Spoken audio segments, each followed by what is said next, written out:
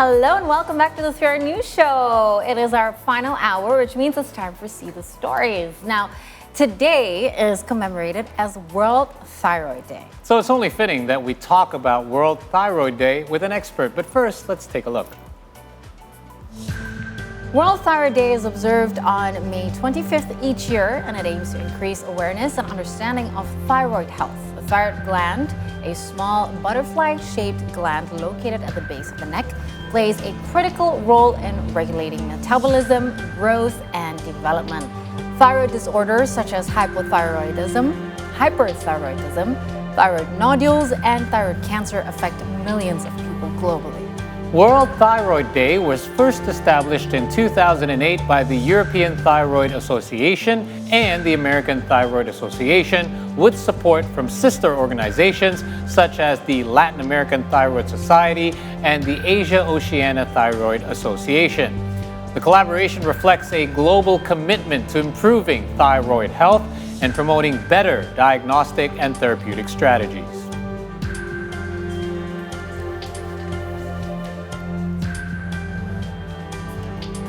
And to talk more about thyroids and World Thyroid Day, here in our studio joining us is Dr. Ihsanul Rajasa, who is an internist at Junior Doctors Network, EDE. Good evening, Doc. Thank you for being here. Good evening. Good evening. Welcome. Good evening. Welcome. All right, let's get started because perhaps you're more familiar with this, Kai. But tell us first off, what is a thyroid and what does it do? What is its Okay, purpose? so first of all, I would like to say thank you for this opportunity to share with all of you.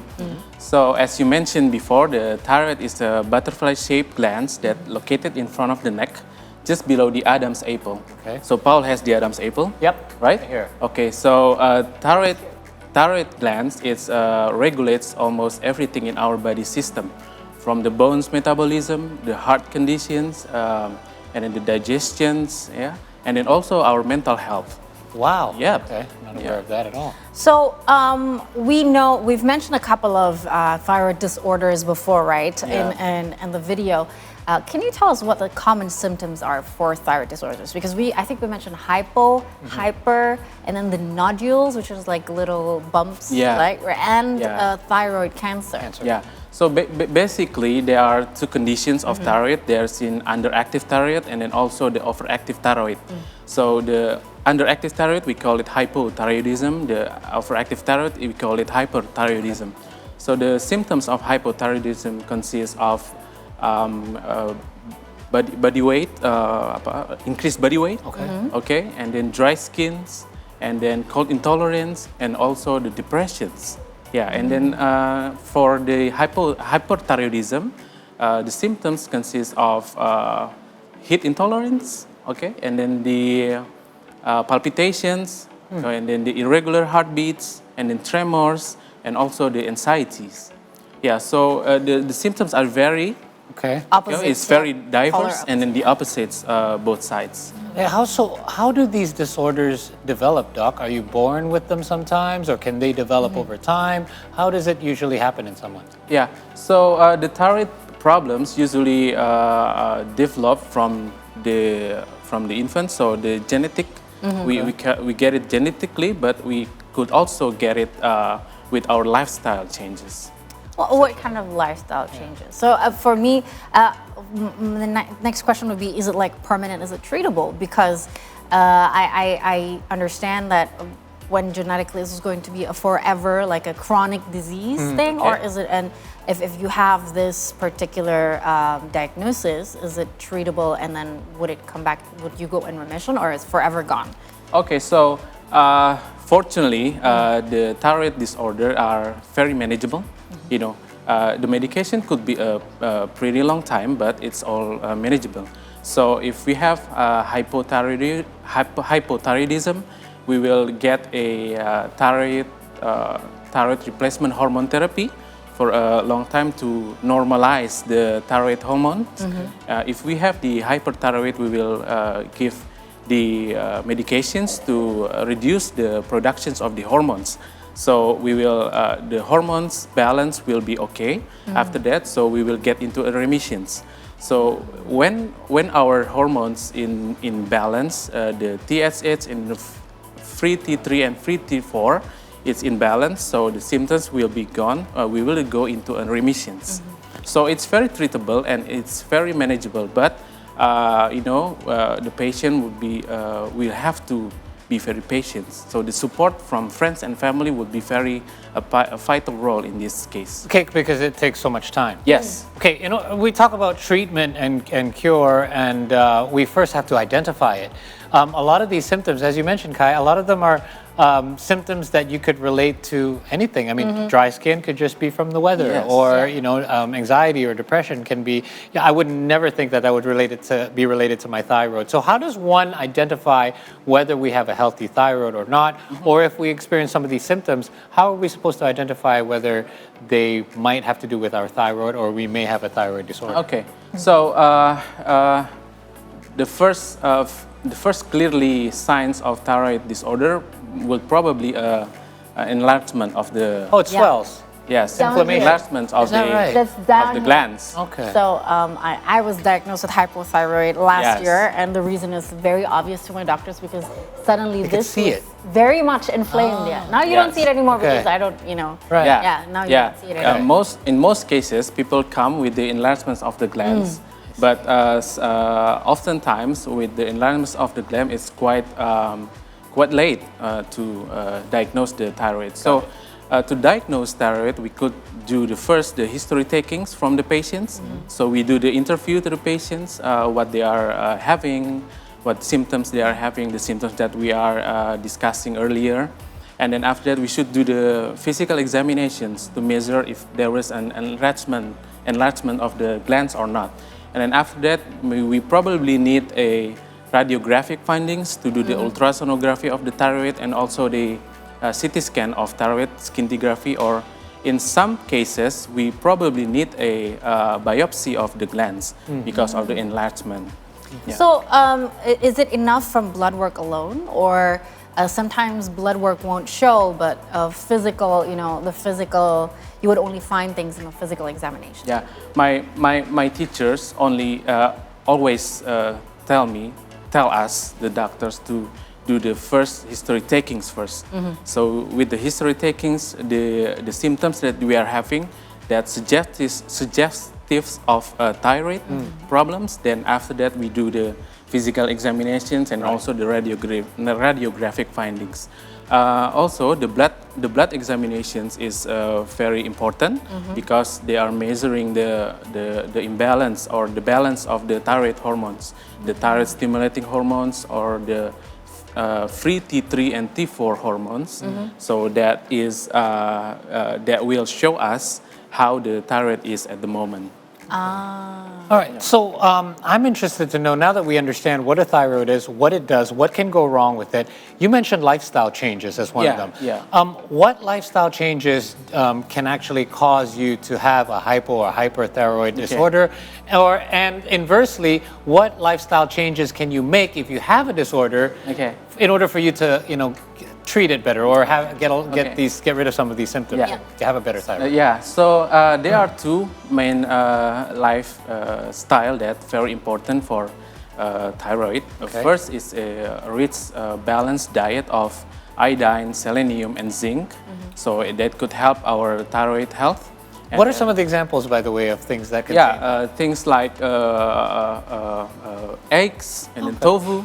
And then Protein. meat, chicken. So any I'm food that contain any food that contain a rich protein that could also contain the selenium, zinc, and also iodine. Gotcha. Okay, so a balanced diet of those would be very helpful for our thyroid health. Yeah.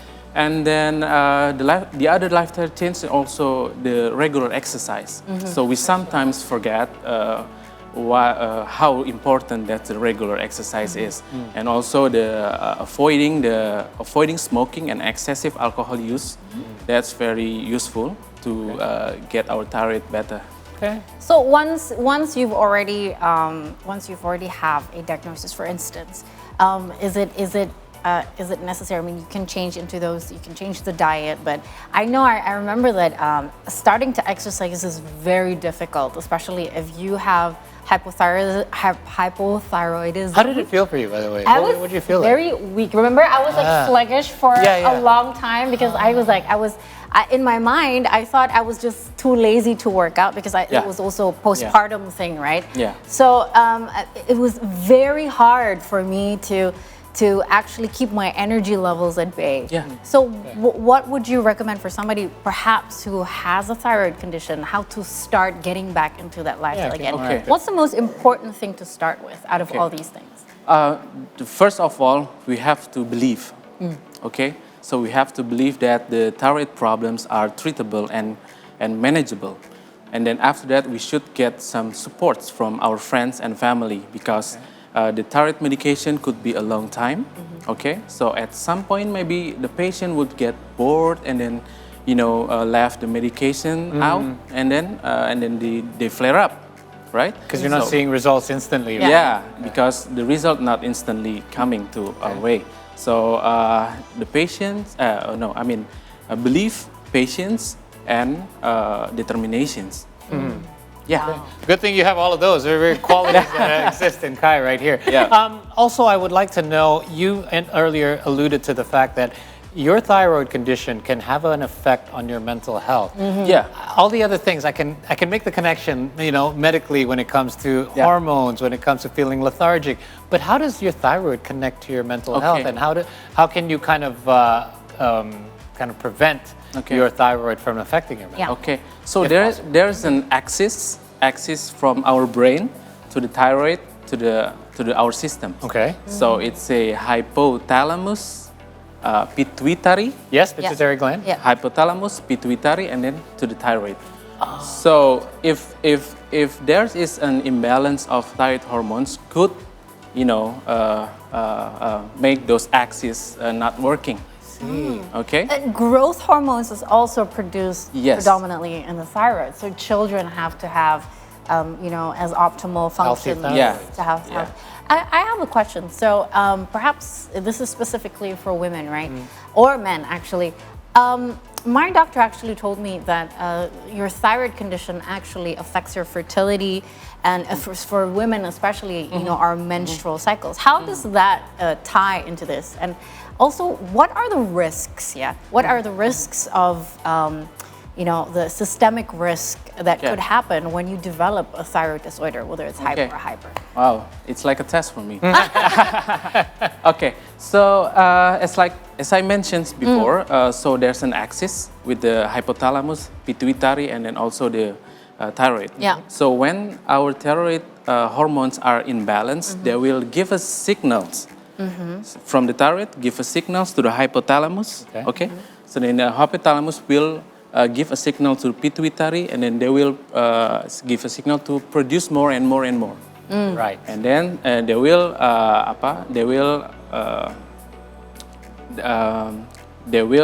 make the productions of growth factor, growth hormone, okay, and then the prolactins also, that is responsible for the fertility. So It's for both men and women. Yes, Both are at yes, risk yeah, if you yeah. develop a thyroid. Yep. You passed, by the way. You get a pass. That sounds amazing. All right. I had no idea they were all connected like that. There you go. Everyone is Wow. always saying your thyroid is so important. Yeah. I had no idea why. I didn't know And it was such a sometimes central it's role. easy to blame yourself for it if you don't know what's going course. on with your body. Sometimes you just say, I don't know why I'm feeling Yeah. this way, right? I don't know why I keep gaining weight or something. So speaking on that, then is it something we need to do regularly? Should we be getting our thyroids checked every now and Yeah. then? When Okay. is it part of So a regular? we should check regularly our thyroid, especially in the people or populations with history of thyroid disorder in the family or cancer disorder in the family. We should check the regularly. Or if you have any of those symptoms, don't wait until the thyroid enlarges. Okay. Yeah. If you happen to have some of those symptoms, just seek medical attention, or go to the doctors and get examined. Okay. Yep. And also, in addition to that, apart from having family history of somebody with thyroid, is there any particular age risk that's for anyone that is higher? For example, is it more dangerous for those at an advanced age or children, or is it just random? Yeah. Oh, and one last thing. What foods shall we avoid? Yeah. Shall we Couple of avoid? quick questions Yeah, thrown couple your of way. quick questions. Okay. So thyroid disorder or thyroid problems can affect all of ages. All age groups. Okay. So not only the older people or the adults, they can also affect the children and even the infants. Infants as well. Yeah. Okay. So about the foods. With in the iodine sufficient area. So we should avoid too many salts Oh. if we have the hyperthyroids. So Okay. if we have hyperthyroid, then less salt. Yes, because they will probably have the cardiac symptoms like palpitations and then Regular the heartbeat. irregular heartbeats, and then there's a disease called thyroid heart disease. You know, because the enlargement of the heart because the thyroid problems.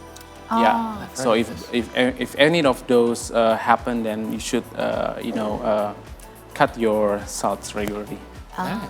Because I heard one of my friends actually had hyperthyroid. He's in remission now, and he was told to completely cut coffee, tea, because it could trigger a flare up. Is that true? Not that really. I mean, not directly.